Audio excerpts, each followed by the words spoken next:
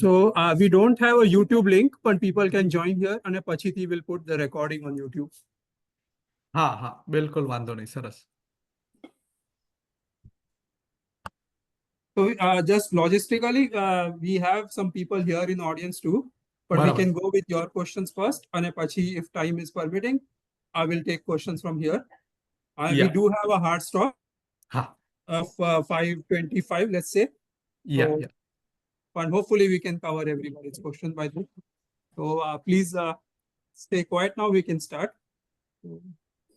No car running.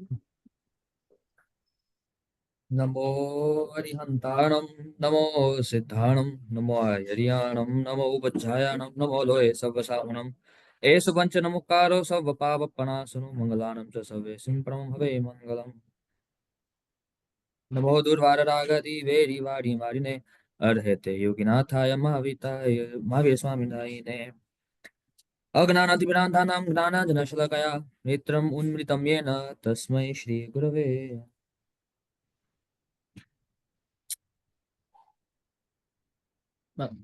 તમે mute પર છો. હા કે એટલે તમારા લાઈફમાં આપના લાઈફમાં એટલે સૌથી મોટો ટર્નિંગ પોઈન્ટ ક્યારે ને કેમ આવ્યો એટલે કે જ્યાંથી એવું થયું કે નહીં દીક્ષા જ હવે બેસ્ટ અલ્ટરનેટિવ એવું કંઈ. હા એટલે આ ગુજરાતીમાં ચાલશે કે હા people will ગમે તે be ઇંગ્લિશ ગુજરાતી એટલે like are the people listening in English, right? English करिए तो better. હા હા કોઈ વાંધો નહીં. હા તમને ઇંગ્લિશ આ બધા વધુ એટલે કિડ્સ જોડે તો કનેક્શન માટે ઇંગ્લિશ સારું જ રહેશે. Yeah, exactly. So what was the turning point in my life? So not turning point for Diksha, but turning point in general, I think, was when I met my guru first time 12 years ago, 2013, in India. It was the first time I had met any sadhu bhagwan, first time that I had seen even their life or known, really knew what is it they do. And that because it just so happened that the same first sadhu I met became my guru, which is not always the case, but for me that did end up becoming the case. So that was my turning point. સરસ સરસ. અને એટલે બીજો in general કે અત્યારે અહીંયાના કિડ્સને ભલે ગુજરાતી થોડું ઘણું આવડતું હોય પણ ત્યાંના સાધુ સાધ્વીજી કે જે બી હોય ગુરુ બધા આચાર્ય એમને ઇંગ્લિશ સમજો કેટલુંક આવડતું હોય. ઘણા બધા ભણેલાને જાય છે ખ્યાલમાં છે પણ એટલે જે લોકોને ગુજરાતી નથી આવડતું કે બહુ ઓછું આવડે છે કે એ લોકો માટે તમે શું કંઈ સજેશન હોય કે ઇટ ઇઝ પરફેક્ટલી એટલે એ કેસમાં બી એ લોકો સારી રીતે કમ્યુનિકેટ કરી શકે કે I think we should make, we have that fear that there might be a language gap or language barrier, but a lot of times sadhu bhagwans, maybe if they don't communicate by words, much of the communication is by action, by through their eyes, through their action. And so we should at least make that first step of going to them, without removing that fear of that language barrier. And then from there we can, then if we have questions and we're not able to understand necessarily, there are many other sadhus who can speak English, who can speak it well. So then we can start, but we should not be afraid of making that first step because we are afraid of a language barrier. Right right. અને બીજું આ અહીંયા તમે ખ્યાલમાં જશે એટલે અહીંયા જે મોટા થતા હોય દીકરા દીકરી આપણા જે બી તો એમને શું સજેશન તમે આપશો એટલે which is I mean may be few points કે જે ઇટ કેન લાઈક એ તમારા રસ્તા પર ચાલે એમ કહીએ કે જે બી એટલે એમને બી દીક્ષાના ભાવ થાય એવું કંઈક તમને કહેવા જેવું લાગતું હોય. Not necessarily for Diksha, but in general, whatever it is about dharma, if it's one ritual or one sutra or one thing that you like, one philosophy that you like, whatever it is, take just one thing and hold on to it as hard as possible. Meaning, whatever that practice is, keep it consistent, keep it daily, and go deeper and deeper into that. Don't worry about expanding. That expansion will come by itself, it comes automatically. Right? We have one friend, even Rakesh Bhai, like Rishibhai, who his entire journey started just because he started doing just one Chaitya Vandan every day. He had no idea what it meant. He didn't know what he was singing during Stavan, but that kick-started his curiosity and that took him to, just completely different heights. So it's not about breadth. It's all about depth. So take just one thing that you like, whatever it is, and see how can you go deeper and deeper. How can you make, how can you make it your life better around because of this one thing, and then you expand from there. One other thing, especially for youth, is know the difference between class versus maths. Most people, we all exist, you know, uh, and we kind of live according to the mass. But those who really make a change in their lives, who make changes in other lives, who actually, escape kind of the cycle, that we feel always in our life, are those who chase the class, right? And that class is those virtues. It's, the different way of seeing the world, that unique perspective. That is all, part of the class. So always focus on that versus the mass. And just to maybe ask a question or add on to it. So in other spheres of life, we do distinguish, right? Like, so when it comes to like college, people do aspire to go to Harvard or Berkeley or another. So there they do make a distinction between mass and class. So I think it's more like, how do you get them interested in Dharam? Like, how do you say, like, how do you show like the utility value of Dharam, as you mentioned earlier? I think once they get that, then they will sort of be like, that would be the next step then afterwards, right? Once you, so maybe if you can speak a little bit on that. Yeah. So again, as youth, or those who are, who are responsible for teaching them, or to guide them, we have to be very clear as to what is the utility value, what is the daily utility value of everything that we're doing or everything that we're learning. And if, as, kids, as students, we should be always thinking, and we should be asking those questions, that what is the actual utility value of what I am doing? How is it actually improving my life today? How is it making me a better student? How is it making me a better friend? How is it making me a better child, right? Like a daughter or a son? How is it making me better in at least one sphere of my life, whatever that is, today? Not, 10 years down the line, not the next life. In this life, on this day itself. And if we can understand that, if we can practice that, and then we see that as, as adults or as teachers, we have to be able to communicate and pass it on to the kids as well. And other like, do you suggest like any first book or like any specific, like Jailer? Was Jailer was your first book, or like any such information? Like, which are the starting like books which could maybe bring them more interested in other things? So definitely Jailer is one book. There's another novel called Benakab. Yeah. We are hopefully it's Yeah, slowly. you gave to a lot of NJ people. Yeah, we have that. Exact. Yeah. Yes. So Benakab also, especially for youth, like teenagers and college age youth, is a very, very good book. I think it explains a lot of things very well, in like story form. So that is also a really good book. Okay. So you would say one of these two should be good starting book for anybody, or like, okay. Yeah. Thank you. Yeah, if you have local questions, I'll review the Google Forms we submitted for questions. But in the meantime, you can ask local whatever. Anybody has questions here? What will be your Varasag name will be? Like, That I'll know the day of Diksha. Guru usually gives the name, so they will declare it on the day of Day of the Diksha.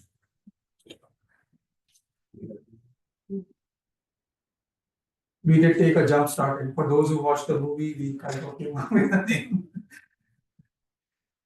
Any other question? So I have two young boys, 7 and 9 years old, and I think I am convinced myself that following Jainism in a day-to-day life makes my life better ways. But when I try to teach them, they go to school here, they are into Minecraft and this and that, and it's hard for me to convince them that not eating meat or even simpler things, doing kamasanas every day. I guess they don't still understand the value of them, and I feel like, as they grow older, it's only going to get harder and harder. Well, you were born and raised here. I think it would be great if you could shed some light on that. Question typically, or you name something? Yeah. So basically, so the question, is it is very, very difficult many times in this country to, teach our values, but because we're competing, with, the things that, students or kids are learning from outside, right outside of the home, and so how to navigate that. So as a parent, so one thing my mother always did, even when I was in college and when I was in high school, is whatever she learned, whenever new thing that she decided to implement, she would tell me. She would, say, "Hey, look, I started doing this. Look, this is this is the result I got." So she would tell me her own, her own experiences.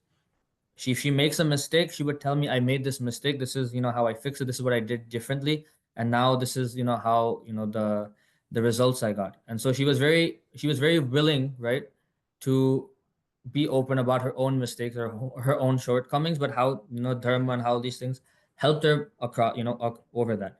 At that time, when she used to tell me all these things, I would basically ignore her. And so most parents, when that happens, decide that it's not worth it. My mother, being a, she is quite firm of, strong-willed as well. She never got discouraged, even if I would tell her to like just stop talking, if I get mad at her even. That day she won't say anything, the next day again she starts. What happened is when I went through those own experiences in life, because many times the reasons kids don't they don't realize the value of what you're saying is they have not just experienced, they have not gone through the experiences. And 99% of the time they will go through the experiences as they grow older.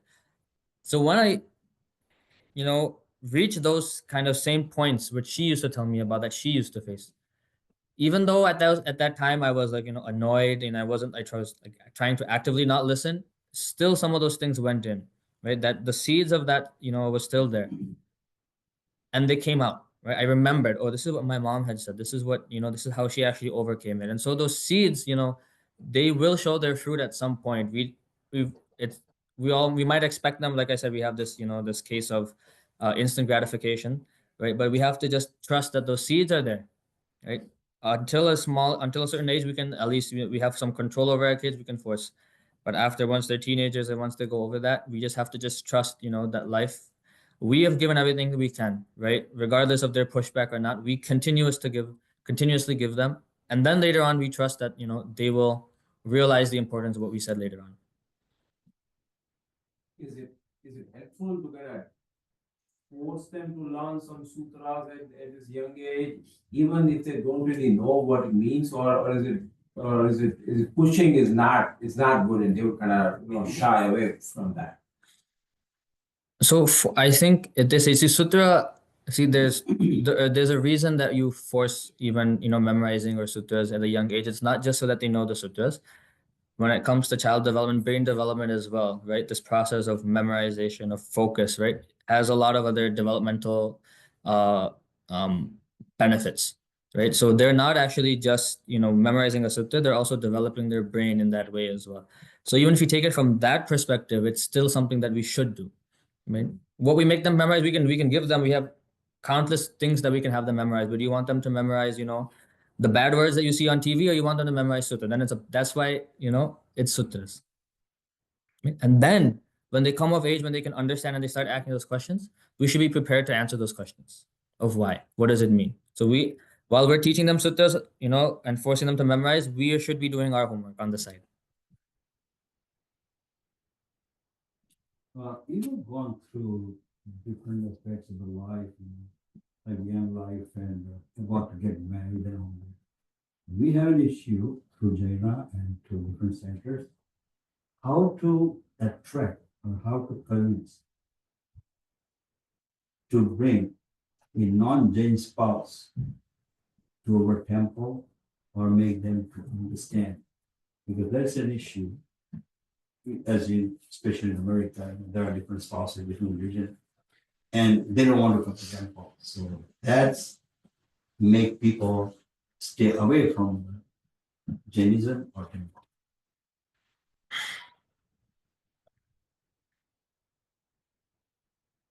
See, I don't even think it's a problem with having a non-Jain spouse. Even two Jains, one person going to temple, the other one is not going to temple, they face the same thing. So it's not a question of the spouse, whether it's Jain or not. The question is, what's the reason they don't want to come? Same thing as kids, no utility value. They don't see the utility value. You want anybody to do anything, you have to show them utility value. That's it. So if you're somebody who goes to the temple, who does all these things, but then you go home and you're fighting in the same way and you're doing all the same things at home as somebody else, then they won't see any benefit in you going to the temple. So you have to change your character. For anybody to make somebody else change, we always talk about how do we change the other person. It's never about changing the other person. It's first changing yourself. Whether that other person will change their mind is not actually up to us. It's up to their fate. It's up to their destiny. We never have control of changing anybody. Me here talking to you, you might think I'm inspiring somebody. I have zero power to inspire anybody. That's not my job. That's not my role. All I am doing is I have that opportunity to give whatever I can. Whether or not you change is up to you. It's not up to me at all.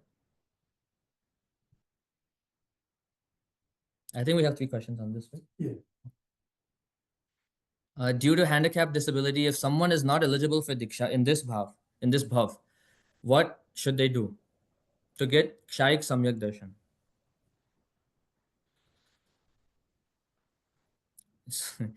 So,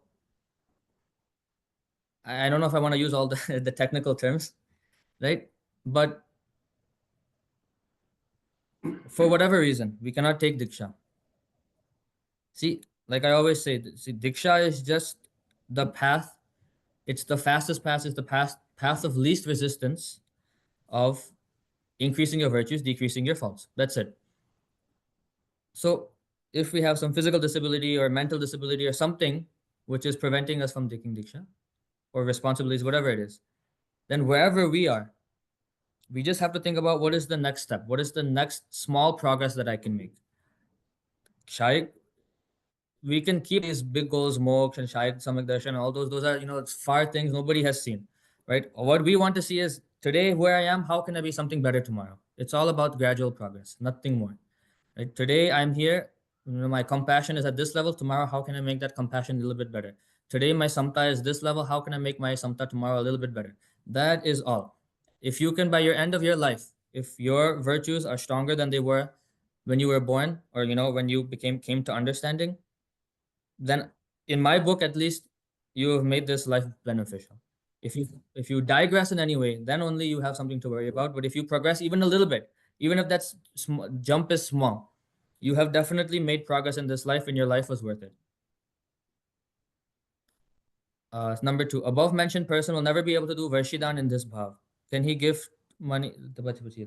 You can answer that. Like, how difficult would it be for you to not take shower after Diksha?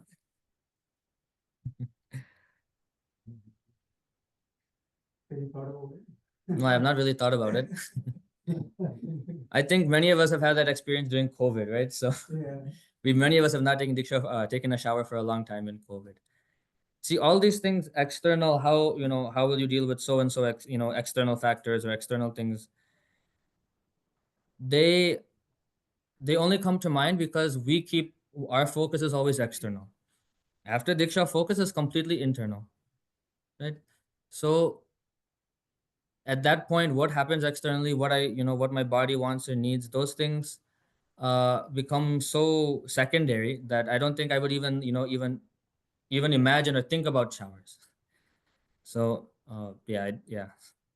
I think what I know is carp કાઢવાનો કે એવું કંઈ જે બી they say which is like a kind of sponge or like something similar but with a very less water, I would say. But ito kapradanu, sharirnu nahi. That's for clothes, not for the body. Okay. And if anyone has done Ubdan, then also it's the same thing. Yeah. Ubdan, any sort of poshad, anything. Yeah. I used to listen to Arvind Bhai, sorry, Ankit Bhai Shah, and he would say you can try to smell your Samait clothes or Samait Mupati or something. You've used so many times, but it is still will not smell bad. So there is like effect of like a great effect of Charitra. I think automatically, that will be taken care. That's what I feel. Yeah. Meditation is considered the 11th tap among 12 taps. However, in recent times, such a high order of tap seems to have lost its relevance. What are your thoughts on this?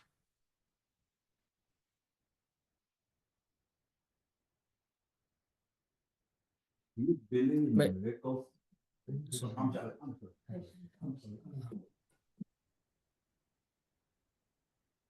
ધ્યાન પર એમનો શું અભિપ્રાય છે એવું question basically. See, again, I don't know if this is something that I have any, I am the right person to answer that question, right? That is something that Acharya Bhagwan should be answering. But nowhere have I read that one tap is greater than another tap when it comes to Abhyantar tap. All have their own values, have their own benefits. It is not that, you know, so definitely dhyan in some degrees has lost its relevance. I see where we're coming from. But I think what we have to do is, bring that back into the things that we're doing already. It's not something separately that you do. It's something that you integrate into the things that you're already doing. And so that is how you bring the relevance back. Most of the Sanyam practices are that like doing them in the awareness in the present moment, and that's nothing but dhyan.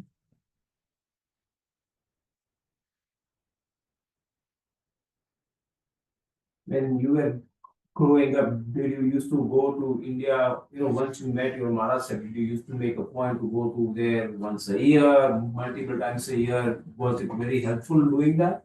Yeah, so once I met him, every year I started going to India. The first few times I didn't go because of him, but when I was in India and I found out that he was nearby or somewhere, then I would make it a point, even for 2 days or 3 days, to at least see him for those few days. And 100% it was beneficial. In those first few years, like I said, he never taught me anything dharmic, like, or, expected me to learn or expected me to do anything. When I would sit, he might, take Jivichar or Navtattva and he would teach me these things. But those first few years, I would tell him that he also knew that I didn't believe any of it, right? But he would still teach me. But what I was learning actually was not from the facts that he was giving me or, from the tattva that he was giving me. It was from what I was watching him. But I was seeing his life. I was seeing while he's teaching me, some other people come or somebody says something or other sadhus are, doing something and how he interacts with every single person. That's what I was watching. Right? And he also knew. That's why if I remembered what he said, I didn't remember. If, I believed what he said, I didn't believe, he didn't care. Because he also understood that I learned by watching. And so all he was doing was giving me a reason to be in the Upashe. Right? And that I think was the most transformative for me. Used to stay in Upashraya for 2-3 days. No, I would go home, but I would stay for 2 hours or 3 hours or something like that.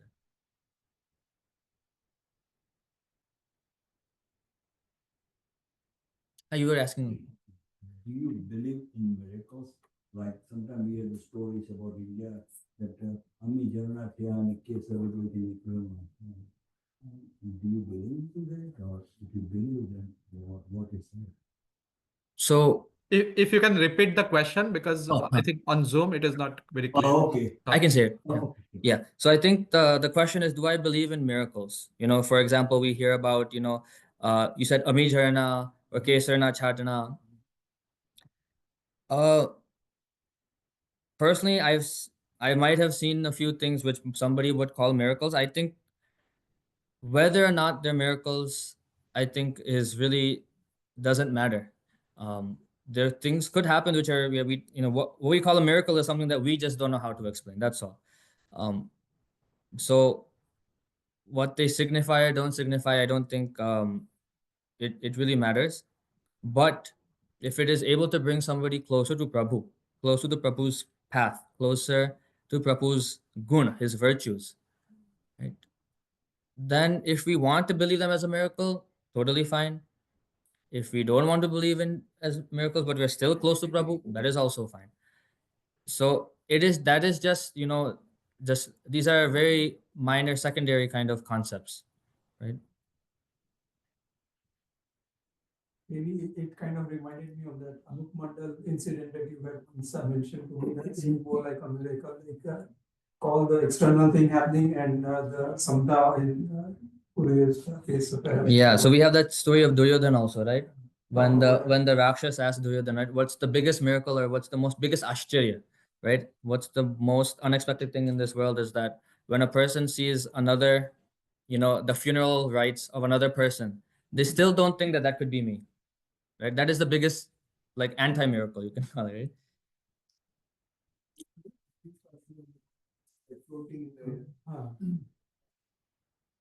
Like he said, right, masses ne attract karwa માટે those are like helpful, but then ultimately one has to go further than that.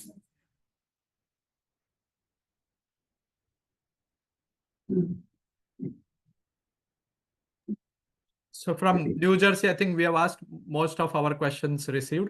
And Okay. yeah, anything local or anybody on the Zoom or anybody more than welcome to ask more. Is there anything you think you might have had them adjusting or missing, or something you miss from your current life or situation, materialistic or person or anything? I mean, Question, repeat. sorry. So, is there anything that I might miss, or I think I might have trouble adjusting to? I'm sure there will be something. What it might be, I have no idea. But again, I'm not worried about that because I know that is exactly why I have a guru. That's his role, right? When those things happen, that he is there, he knows how to handle it because he's gone through the same thing. So I'm not worried about being worried, or I'm not worried about being or about missing something. Because I know when that time comes, I have there someone there who's ready to take me, help me over that. Because again, for any bhav or what, there are very few mumukshus who are like so detached that the moment they take diksha, they're called, they're already gone. There's definitely there's an adjustment period, and but that is why you have that samarpan for guru. That is why that's important, because if you don't have that samarpan, then you break. If you have that samarpan, then you don't even worry about those things. Not brushing and not bathing is a big issue right now in new generation, and that's also hygienically is not good, and they get more disease. So how do you, if you live healthy, then you can do more bhakti. Why so strongly say not to do brush or not bathe or something, at least for a few times? It be there, and like a generation goes on, and then in modern generation, is a lot of disease going on. Actually, I think the bathing thing and stuff, the more problem is with the older generations than the younger generations. The kids that I see in my generation, during COVID, how many times did we take a shower? Right? Many times we don't take a shower. At least I didn't, right? When if we're working, they're all my friends. Right? 1 week, 10 days, 15 days, we didn't take a shower. Nobody had any issue. Right? So this is something I think we're kind of we might be putting on the heads of the younger generation, but I don't think they have that same level of concern. And when it comes to brushing and things like that, there are exceptions made when it comes to, especially for health. Some people need to brush because of the way their teeth are structured or things. Some people don't. But again, how much to do, what to do, that's all based on guru, right? Some sadhu bhagwans have to wash their hands when they after, because they do get sick. And so, but that's a case by case. You cannot make a blanket rule for that, because then it gets abused. And upvas or anything you do with Pachkan and without Pachkan, what's the big difference between those two? Like, they don't believe in that. What's meaning of this? Like, I'm doing upvas, okay. But I said no. Pachkan makes you more stronger to be in those vows.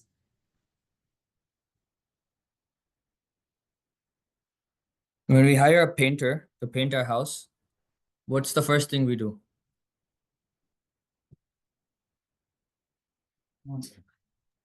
Sometimes remove the old paint. We sign the contract, right? Yeah. Why? We're gonna pay them, they're gonna do it. Why do we sign the contract then?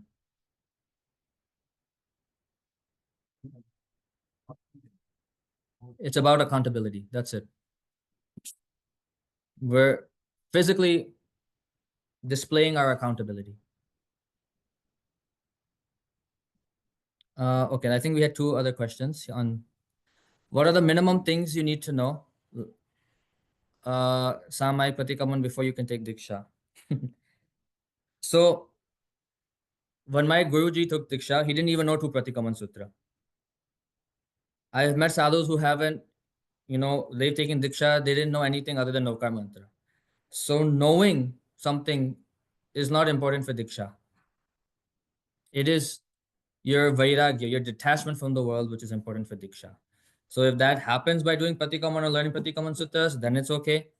If it comes to other methods, that is also okay. It is so there's no Sutra requirement or memorization requirement for taking Diksha.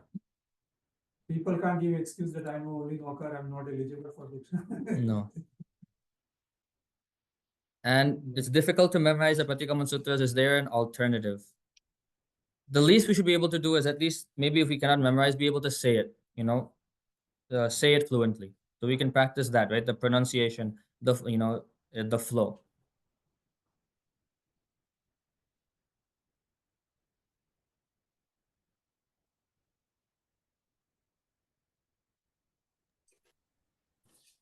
Rishibhai, once you will go, this is correct. Once you will go to Sadhupad after June, if we want to keep contacting you, like for any questions or anything, because sometimes it's difficult to argue with my son. He always wins, and he thinks that whatever I'm thinking about Jainism is like I'm stupid. So it's really difficult to convince him. And if he has some questions, and if I want to continue contacting you, what is the way to do that? Or whenever we come to India, how to meet wherever you are in VR? Yeah. So alert group, Nishidbhai, Nirudbhai, they will all be keeping tabs on me. So they will know exactly where I am. So they'll be the best people. We can also make it his contact information available on the Atmaruchi group. This year, his Chaturmas is going to be in Irla, Mumbai. So Where? he will be in Bombay. Villeparle, Mumbai. Parla West. Huh. So at least till the end of 2025, he will be in Bombay. Till September, till Parishad. November, December. November.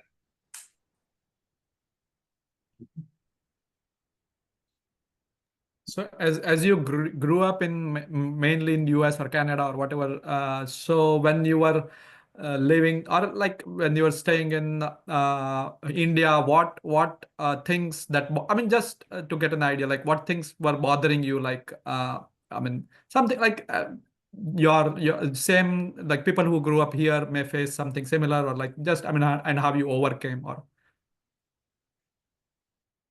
So many of the things that I faced were, what I saw as, hypocrisy between what Jainism says and then what we do, right? Or, the contradictions many times that show up in kind of the difference between our intentions and our actions. When it came to the soul, or when it comes to karma, and the question about karma versus destiny versus purusharth and all those things. And those are some of the same questions when I first asked the Sahibji when I went for the first time. But what I realized is the answer to these things, we can, to some degree give a logical answer.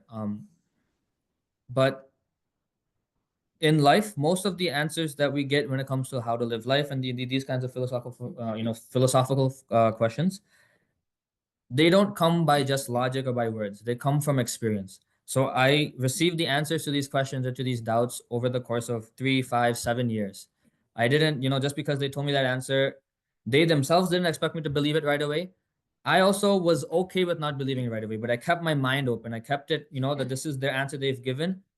As as I learn new things, as I go through new experiences, and as those things, fit, and then I can compare them to the answer, then I realize, and then I can actually come to a conclusion and come to the consensus.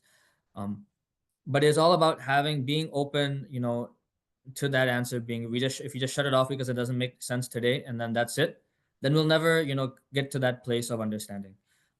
And that's true. I mean, that's also true not just for dharma, that's true for anything, right? We ask our parents, oh, why are you doing this, right? And they give us an answer, but we don't believe them when we're kids, right? And then when we become parents ourselves, then we said, oh, now I know why they used to do that, right? So those same things, that applies universally.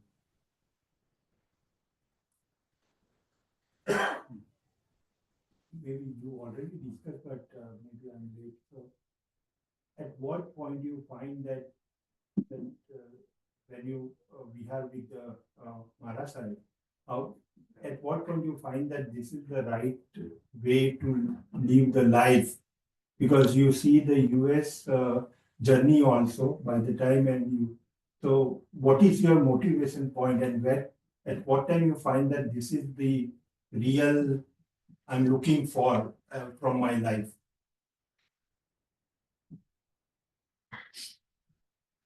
Yes, I did somewhat answer that, but it was comparing my life here, comparing the life of the people I know here, comparing it to the life of my sadhu and how I experienced, and that, in very simply put, the difference in happiness, the difference in the level of happiness. And there we might have a lot of physical struggle, but mental struggle is almost zero. And in our here we have almost zero physical struggle, but our mental struggle is through the roof, right? And it's your mental state which determines your happiness, not your physical state. And so when you have zero mental struggle,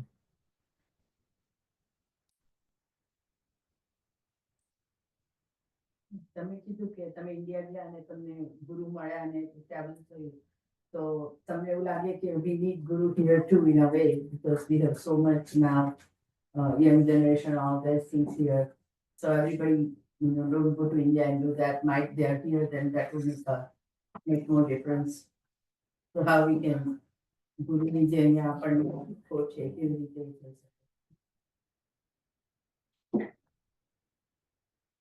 I get this question a lot. So the question is, right, we don't have my transformation happened because of a guru. But we don't have a guru, outside of India. We don't have any access to gurus, physically, at least in India. So, and perhaps not everyone can go to India. So then wouldn't it make sense to have a guru in the US as well and wherever we are outside of India? See, guru will come forward towards you if you first make that effort to go towards guru. We very easily just say, no, not everybody will go to India. People won't go always to India. We cannot go to India all the time. And so guru has to come here. But in reality, when I see the effort put by our sanghs to actually send our kids to India to, through YJ or Jaina and all those things, when I work with these, how much effort they actually put, to have the, kids go to India, put that, effort to have them have a good time in India, to introduce them, to Mara Sahibs and people who can do that, or parents as well, right? It's minimal, very, very minimal. Those who are doing it are doing it. Those who are not doing it don't care. So why would a guru even come here? Because it basically shows that even if the guru was to come here, the guru can't go to house. The sangh still has to put in the effort. The parents still have to put the effort to bring the kids to guru. So if the guru is not saying, we're not even making our 100% effort that way, why would they even come this way? Why? That's not even a consideration yet. Maybe if the songs change, if our mindset changes and we're making 100% effort there and then still something is lacking, then it's right to ask a guru to come here. Until then, we have no right. Do you think that is there a need to reform Jain religion? We are following the certain tradition for so long, and now you being in that form, do you think or do you see any vision in that there are some reform needed, or you are okay with this? So define Jain religion. It's a very vague concept, right? What are we reforming? It's just general like kriyas, certain kriya, maybe certain things like suppose brush nahi karwano example, right? વર્ષોથી એનું એ ચાલે છે, right? They are not doing it and we are still believing that even though in this scientific world, just example, just to brush your teeth, right? Just simple example, right? Just on that note, right? What is your perspective? See, that is the reason we have Acharyas, we have what we have Gita Guru Bhagwan. Jainism has transformed immensely in the last 2,500 years. But the people who make those decisions are those who understand it deeply, who understand the long-term effects. See, our vision is always short-term because we think more selfishly for ourselves, for our specific community, for our thing. Our vision is never so broad mind. We never have a broad mind. Sadhu Bhagwans, Acharya Bhagwans have a much larger vision. Their mind is much broader. And so they see much more in the future. So when they make a decision, it may not be convenient today. It ends up being a convenience tomorrow. They may make a decision or they stop something because even though it's convenient today, it may not be convenient tomorrow. So we have to trust in that vision. Things always change. So for me, again, I have no right. My knowledge is very minimal. My vision is my vision is itself very narrow. So for me to say anything needs to change or not change, I don't think I'm there yet to say anything. Like in India, right? They're doing Bihar in 100 degree, 110 degree temperature without not even having those, slippers or shoes or I'm just saying. Something even there, like, and it's very risky for their lives. At the same time, I think, and that's been going on for so many years, right? Back in the days, like 50, 60, 70 years ago, the global warming and things were very different than temperature and things like that. But now, being 100, 150 degree temperature, I don't think this is feasible for long term. What I'm saying. So they are making those changes. The many sadhus wear like cloth slippers, but again, there's a difference between making those specific changes for that specific context, for that scenario, versus making blanket changes, right? And that you have to be very careful because you don't want things to get abused. One more question was, did YJA and Jaina made a lot of impact, or like, what would you say? I mean, some kids, maybe they don't want to go to YJA ever. So what would you tell them? So personally, YJ and Jaina didn't have a huge impact other than the fact that I was part of the YJ education community for 3 years. It was useful for me because I was the one on the teaching side.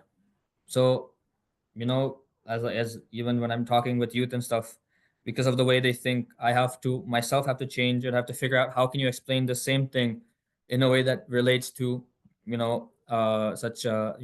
this specific generation or my own generation. So that is how maybe YJ from that perspective helped me. But there are many people in YJ that I know that I've met who I'm good friends with who have a very strong identity of their values. They're very strong in their values and they're always trying to improve themselves. And so if you're in YJ, right, try to find those people. Make it something that's actually worth your while outside of just the social group. Make it something that provides you a stronger sense of identity, gives you a stronger sense of your own abilities to be stronger in your values and in your virtues. Okay, do we had one question here? Basically, we saw in your movie where we saw the one portion where you are in college and you struggle with the subjects and things, right? And that's the point. Then you decide to go to the Acharya Bhagwan for a couple of months to understand, right? So, what's your thought mean for new generation kids? They also going with the same what you feel, right? That, education burden, like job burden, or right, the competitive mark, how they can survive and with following the Jain philosophy in this market. So I'm like I said in the song today as well, right? That I've always defined those values to have set me apart, not in a bad way, but in a good way, right? Set me as someone unique, right? To actually help me become better in those areas. So I've never felt that my values somehow took away from my professional development or from my my as a student. It always enhanced me. It always helped me upgrade. So, but you need to find the right people to help you figure out what those things are. How do you get in that way? And so that actually goes into this question of how does one pick a guru, because there's so many sadhus. So see, a guru has there's basically an external way to pick a guru and internal. They have two qualities. External qualities, in whichever their panch mahavrats are, right? They have to be very strong. They don't just make exceptions left and right for whatever it is. They are willing to accept this inconveniences, and for them they don't even register those things as an inconvenience. Right? So those who are strong in their achar, we say, right? From the outside, that's one. Internally, or more on a personal basis, they have to be someone who can understand you at a very deep level, perhaps even deeper than that you might understand yourself. And that's all about connection. It's not the biggest acharya that will have that connection with you. It could be the very young, even sadhu muni who's just taken diksha 2 years ago. They can still be your guru, but it's about that connection you feel with them, that they can see you see, and that they're actually seeing you fully, right? So for them, you should be able to be an open book, completely open. So all your dirtiest secrets, your dirtiest, the worst things that you've done in your life, your darkest parts of you, should be completely transparent to them. And if you are able to do that with that person, then you know that person is right to be a guru. Because if you feel any sort of hesitation, then at least at that point you're not fit to make them a guru, because until you have that samarpan, that's all about samarpan. So until you find that, once you find that person where you can do that, then you know that you found your guru. Another question was how moment that I knew I wanted to take diksha. So there was no, I think, singular moment. It was a process. It was a journey of maybe a few months of testing myself, seeing uh like what I actually wanted. Talking with myself, talking with my guru, getting to a greater sense of understanding what internally what I'm feeling. So there was no, I don't think, a single moment, but it happened about a year and a half ago. Yeah, we are almost time, so maybe one last question online, and if one last question from the room here. Kiran bhai, do you have any question? Or he said he's done. Yeah. I think you can ask anybody local or on Zoom. Okay.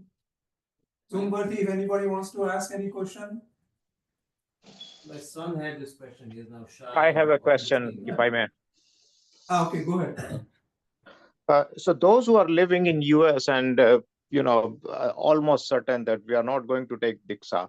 So in that case, what are the minimum thing we should try to implement in our life and hope for the best in the next bow? So first step, just given based on the words you just said, is that almost certain they won't be taking the class. So I don't know what that reason would be. So it could be that it's true.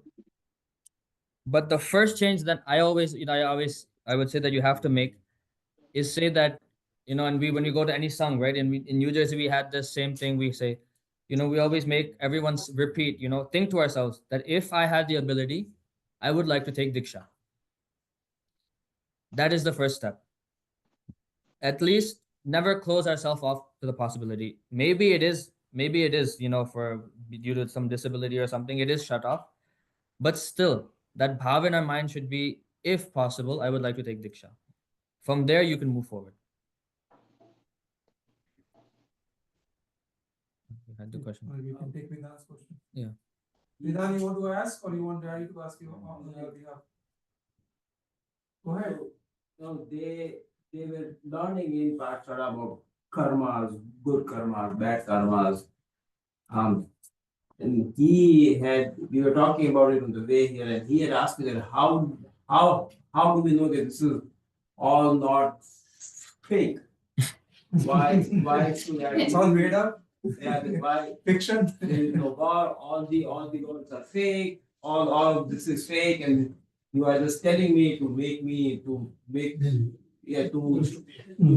behave, right? Like, that's a good question, you should ask it. So actually, the question is not whether or not. I'm listening.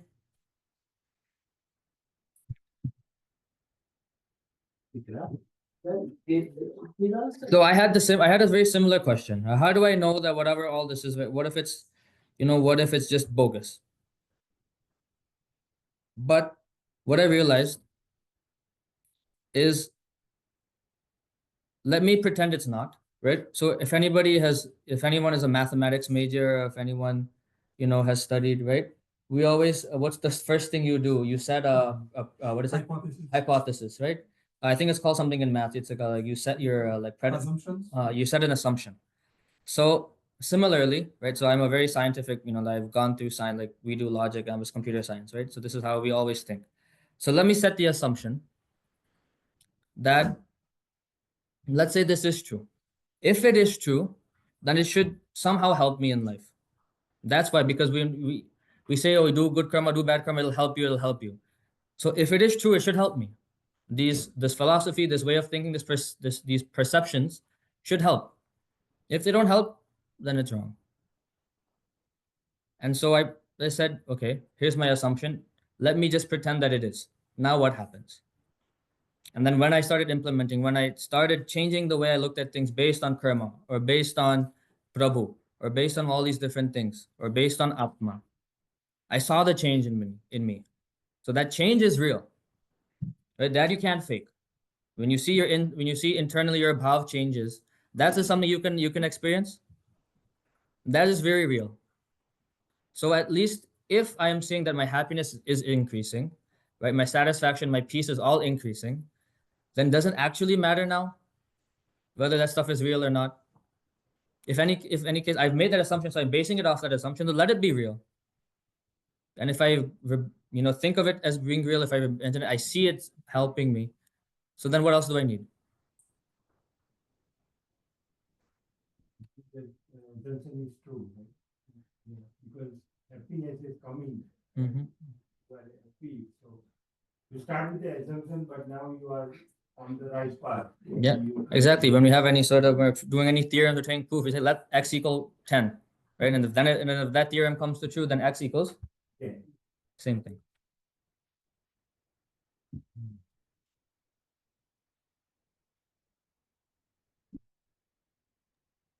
We cannot thank you enough. I mean the answers you provided and the motivation. I think we cannot thank you enough. But I mean, खूप भोरी भोरी अनुमोदना. Yeah. Thank you everyone for joining on Zoom, and thank you for people who are here in the room, and thank you Rishibhai. So we'll end here. Sarva Mangal. Sarvamangalamangelyam sarvakalyana-karanam pradhanam sarvadharmanam jainam jayati shasanam. Jai Shri everyone. Pranam Rishibhai. Best of luck. मंगल शुभकामना ऋषि भाई.